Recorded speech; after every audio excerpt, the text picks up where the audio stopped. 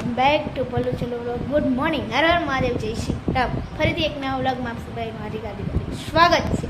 તો ગાઈસ, જો આજ મસ્ત મજાનું આપણે ઘરે છીએ એ તમને આજે ખબર પડશે કે આપણે ઘરે કેમ છે ને એ. તો ગાઈસ, કાંઈ નહીં, આપણે મસ્ત મજાની ટ્રીપ પર જવાનો પ્લાન કરીશું, પણ તમને આગળના વ્લોગમાં હવે જોવા મળશે. અને હવે તંચાથી મારા વ્લોગ કન્ટિન્યુ આવશે, કારણ કે આપણે જવાના ટ્રીપમાં. તો ગાઈસ, અમે ઘરે છીએ, બધી તૈયારી થઈ ગઈ છે. મસ્ત મજાના મસ્ત મજાના હેર હમણાં જ કટ કરાવ્યા, અને ગઈકાલે કે કટ કરાવ્યા કેવા લાગે ને જરાક તમે કોમેન્ટ કરીને કહેજો. તો ગાઈસ, આવું બધું હેલા કરે છે. અને જો મારી ફ્રેન્ડે મસ્ત મજાની મહેંદી પાડી હતી, પણ કોણ ન હોય, અને મહેંદી રહી ગઈ આપણી અધૂરી. ખાલી 2 જ મિનિટ મહેંદી રાખી છે, તો કેવો કલર આવ્યો છે આપણને. જે પ્રેમ તો ડગલો કરે છે, આના પરથી સાબિત થઈ જાય છે.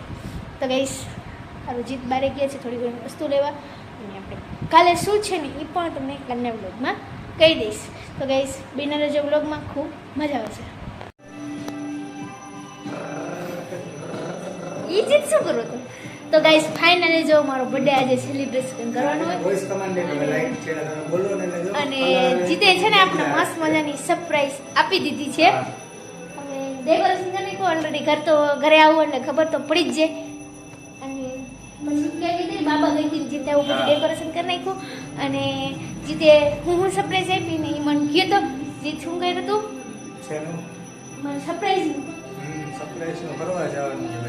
એ તો ફરવા તો જાને મને ખબર છે. અને હું એમ કહેતી હતી તમને કે મારા પપ્પાને બોલાવ્યા ને સરપ્રાઈઝ છે ને મારા, તો આવી બોલાવ્યા છે, જીતે સરપ્રાઈઝ બનાવી છે. અને તો ગાઈસ, આવું એ જીત તો રેડી થઈ ગયા, મારે રેડી થવાનું છે, પણ થોડું ઘણું જીતની કામ કરવાનું છે. જીતે તો આજ તો બધાને બોલાવીને ખૂબ સરપ્રાઈઝ મને આપી દીધી છે. હું ગઈ હતી બારે, મસ્ત મજાનું ડેકોરેશન રેડી થઈ ગયું છે. મને પેલા પપ્પાની આવે એટલે આપણે મસ્ત મજાની કેક કાપવાની કાજી જ. અને કેક એ પાછું મારું સરપ્રાઈઝ છે, વિચાર કરો. એ જેવું મારી એનિવર્સરી કરવાનું હતું ને એવું કંઈક જીત કહે છે કે મેં કીધું કેક, તો કે કેકે આવી જશે. તો કેક કઈ પોઈ મારા પાસે સરપ્રાઈઝ છે, આવું બધું કંઈક સરપ્રાઈઝ છે. તો ગાઈસ, હવે બિના રહેજો વ્લોગમાં, ખૂબ મજા આવશે.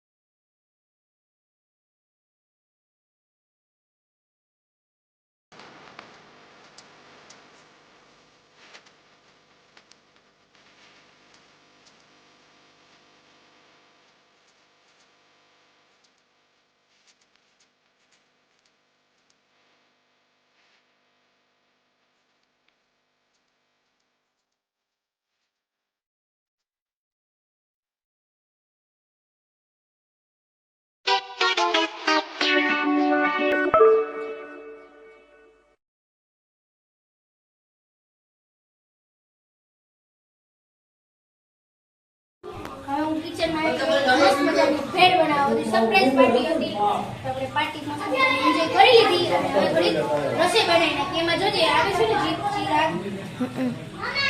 તો ગાઈસ આવી જાવ બધા ભેળ ખાવા.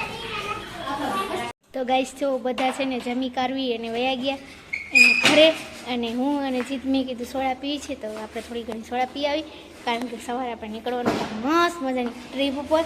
હું ચિરાગ અને જીત ત્રણેય મેં જવાના છે મસ્ત મજાની ટ્રીપ ઉપર. અને બસ બીજું તો કાંઈ નહીં ગાઈસ, ફૂલ મજા આવી અને મારો બર્થડે સેલિબ્રેટ એડવાન્સ થઈ ગયો. તો ગાઈસ જો ફાઇનલી બધા વે ગયા, મેં મસ્ત મજાનું મીઠું પાણી ખાઈ લીધું અને જીતની સરપ્રાઈઝ એ આપણે કેવી સરપ્રાઈઝ લઈ ગઈ બોલું તને? મસ્ત કેક બહુ જોરદાર લાગ્યું. અલગ જ ટાઈપનું કેક બનાવ્યું હતું એટલે મજા આવી તને? ખૂબ મજા આવી.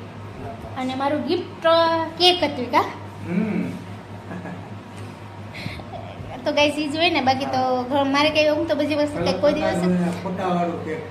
જો કે જેવું મને મેં એક યુટ્યુબર છે એની જેવો એવો એક મેં ફોટો જોયો હતો કેકનો. એને ટૂંકમાં બીજી રીતે બની હતી, અમે બીજી રીતે મને ઈચ્છા હતી એવી રીતના જીતે મારી ઈચ્છા પૂરી કરી દીધી. મસ્ત મજાની કેક હતી. મેં એને કીધું હતું જીત એ ક્યારે ખબર તો 3-4 મહિના પહેલાં આઈ થિંક મેં એનો ફોટો બતાવ્યો કાજી કે ભાઈ મારા બર્થડે આવે ત્યારે મને આવી કેક કઢાવી દીધે. તો ફાઇનલી જે તે આપણને ગમતી તેવી જ કેક કરી રાખી, તમે બધા બ્લોગમાં જોયું જશે. અને ગાઈસ કેક હતી ને એક નંબર મસ્ત હતી, કસાટા કંઈક એવો ફ્લેવર હતો. તો ગાઈસ એકદમ જોરદાર કેક હતી, ખૂબ મજા આવી, ખૂબ એન્જોય કર્યું. બધા વ્યા ગયા ઘરે, કારણ કે ગાઈસ ફેમિલી હોય ને એની યારે કંઈક અનેરો જ આનંદ આવે.